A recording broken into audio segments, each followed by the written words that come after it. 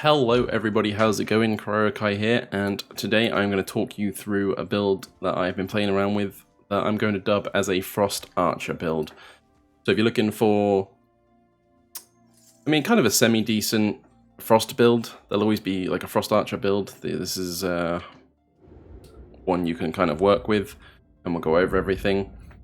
So this build relies basically on using Piercing Arrow, and then you link it to Frost Shock. And what this does is it gives you kind of like a nice Frost AoE around when you hit an enemy. And Piercing Arrow is just decent damage in general, and it also has base bleed on it. So those are the things we're kind of going to be abusing for this build. I also use Rain of Arrows in this build because it's just some nice kind of single target damage. I attach Elite Slayer to it just to help with taking down kind of blue enemies and yellow enemies. This is just, you don't really need to run this. It does pretty decent damage on its own, but it's just a good way for a bit of extra damage to burn them down a little bit quicker. Let's go over the runes that I have attached to Piercing Arrow, and that is Projectile Deceleration. I had some debate for a while of using Acceleration or Deceleration, but I found that the Projectile Damage Amplification ramps up a lot better than the base damage that you get from Projectile Acceleration. I also use just Attack Damage Increase. This is basic, you can get this like super early in the game. Something to note about Projectile Deceleration is that you have to synthesize to get this, and if you don't know what synthesizing is, then I'll explain it real quick. When there isn't an alchemy table in Act 1, so we have to move because I was sat around here. Let's just go to Act 3. You unlock Synthesis in Act 2, I believe, but so I'm just going to explain this. So how you have to do this is go into your alchemy table. You're going to go down to this one here, and you're going to need a link rune, because of course it is a link rune, and you have to combine 3 runes that you don't use, basically, and that will give you a random link rune. And the same applies, obviously, as you go up in rarity, you need magic ones to do a magic one and rares to do a rare. But we don't have any rares because we smell. And the same applies to skill runes as well. You can make other skills that you need that you can't, buy from anywhere. Same exact thing applies. You just have to put 3 in, and it'll take, I believe, 10 minutes, and then it'll make a random skill. Yeah, that's a very quick crash course on synthesis, on synthesizing runes. Anyway, back to that. Yeah, that is the only way I believe to get Projectile Deceleration. So yeah, the other basic things we use is the attack damage increase and the additional physical damage. These are just kind of base damage increases, so we just run with them.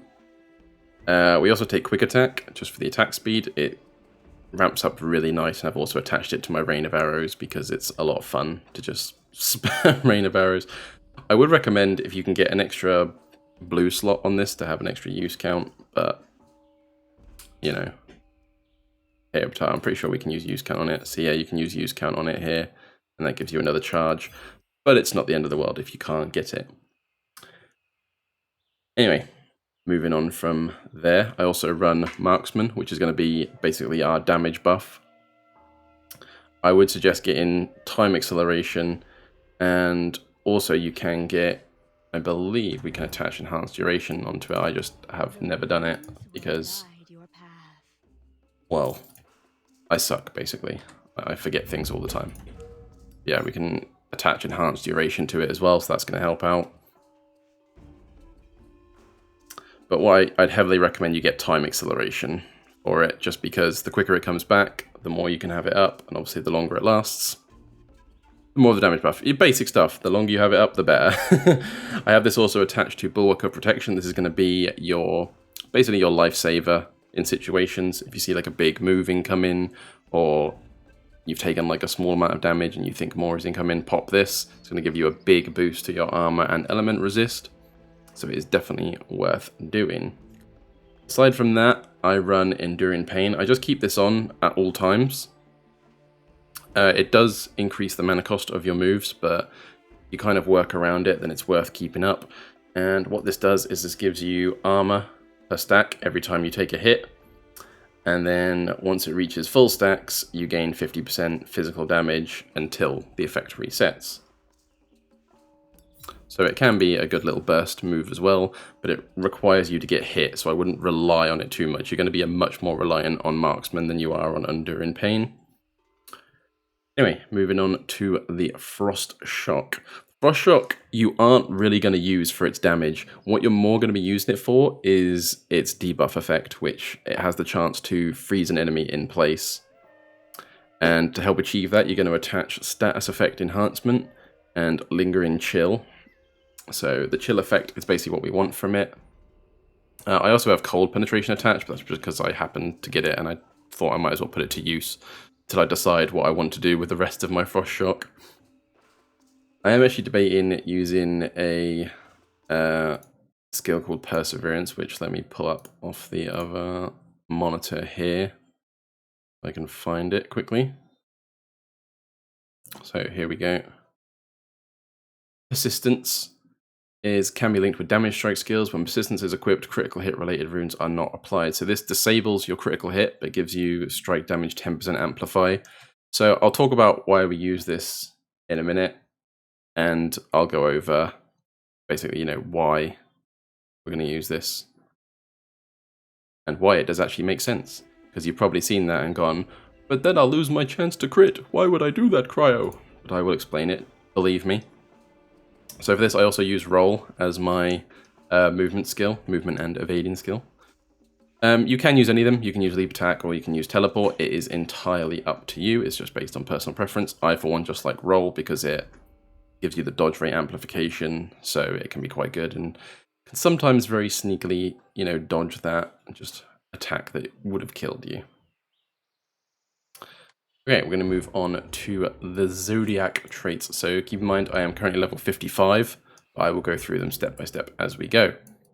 So I start off in Afros, and we are going to dump 7 in here. We go 1, 2, 3, 4, 5, 6, 7. I don't go for the full attack speed because we can pick it up elsewhere, so don't worry too much about that. Moving on to Constellation 2, we are going into Forest, which we will dump a lovely 6 into. 1, 2, 3, 4, 5, and then double back for 6.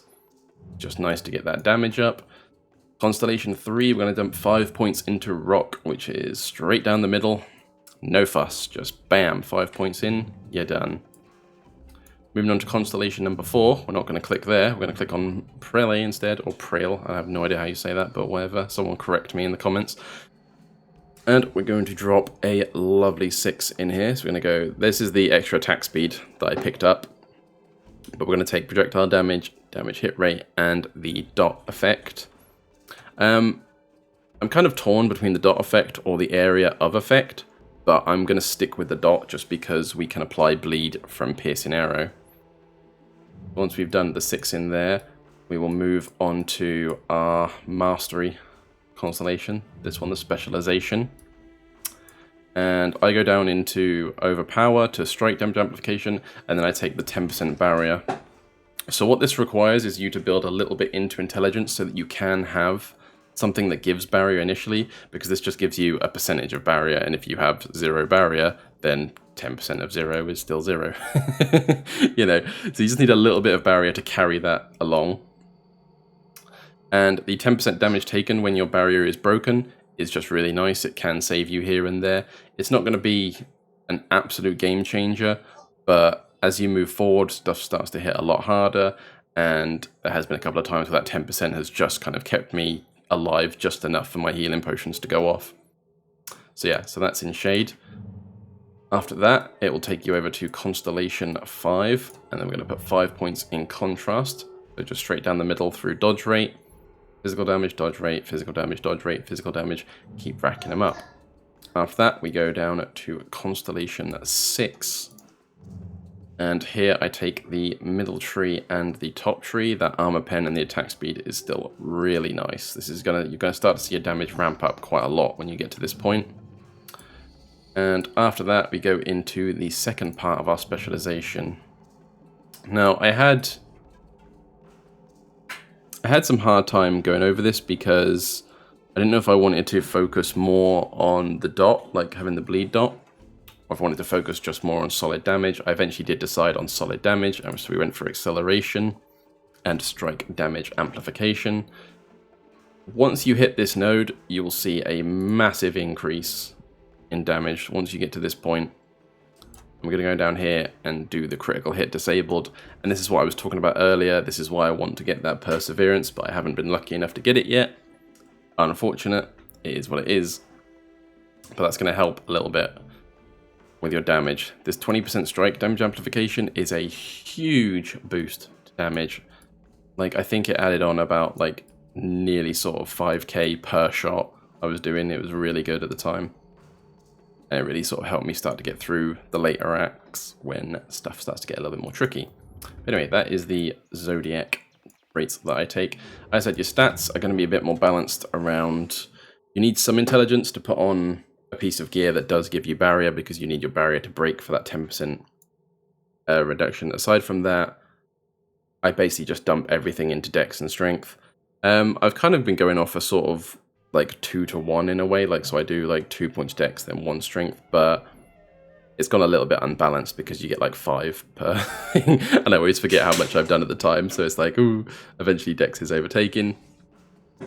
But yeah, you can play with these as and how to fit your build. You don't have to follow my stats exactly.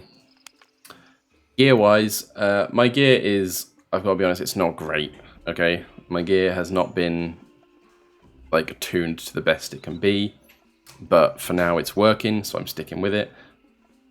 So we have like a standard dex bow. I also have 51% damage against crowd control enemies. If they do happen to get frozen, you'll get like a quick damage boost. That's really nice. And then we have my dodge rate helm. This was a really good helm drop, by the way. Like, it dropped with like nearly 900 dodge, and I was like, yeah, basic stuff. You can change your resistances based on the zone that you're in, but that does take a lot of re-rolling. You're basically going to be playing just like full dodge rate stuff, full lever stuff, except for one part, which is going to be like barrier. Now, thankfully, I've hit a point where I can start getting sets that have double stats, so I have ones that give dodge rate and barrier, so this just helps carry that sort of that barrier break that I need for the damage reduction. Neck-wise, I play a physical damage neck-wise. You can... I would say you can play a dex one, but I don't really enjoy playing a dex one. I much prefer that kind of raw damage increase than I do a stat, because the stats aren't really that big of a deal when it comes down to it, in my opinion. Like, I found that obviously percentage damage has a lot more impact rather than just a stat, which will give you like hit rate or HP and armor or mana and barrier. My belt is pretty standard stuff. Like I said, it's nothing too major. I could do with an upgrade to that, but it is what it is. The rings, again, I'm running physical damage and projectile damage. I've spent so much time trying to re-roll these to get them as good as I can, and the game is just not agreeing with me at the moment, so they are what they are. If I get to a point where I can't progress any further, I'll have to upgrade them, but for now, we're doing alright. So yeah, that is basically the entire build. What you're going to do is, whenever you go to a zone, you can see how my skills are set up on here if you like. I have Frost Shock on my second set, and I also have the Enduring Pain on there. Of course, play with these however you like. Oh, also something to mention is that Piercing Arrow can't actually be bought until Act 4. So what I would recommend you do is, until you reach Act 4, you can actually use Spread Shot in Act 1. And I'm pretty sure you can actually buy... I think Frost Shock is Act 1 as well. So let me see. So there's Spread Shot. So you can use that for now. Or you can use Rapid Shot as well. Both work perfectly fine in early game. Rapid Shot is more single target. Spread Shot is obviously on a wider area. And yeah, and you can get Frost Shock in Act 1 as well. So this build can pretty much start off from Act 1. So it's really nice to have that. You can get Roll here as well. You can't get Marksman, I don't think. No, you can't get Marksman. You can also run Burn Arrow, but you're going to be building physical damage, so I wouldn't really recommend it. I'd stick with Spread Shot or Rapid Shot. But the early acts, your build doesn't matter that much, to be honest. It's until you get to about sort of Act 4, Act 5 that you have to take things a tiny bit seriously. And then as you go into the second chapter, things will really start to punish you if you have an underpowered build. This also does... Because I normally play with somebody, stuff is a little bit more difficult as well, so you might have an easier time playing on your own, but it is what it is.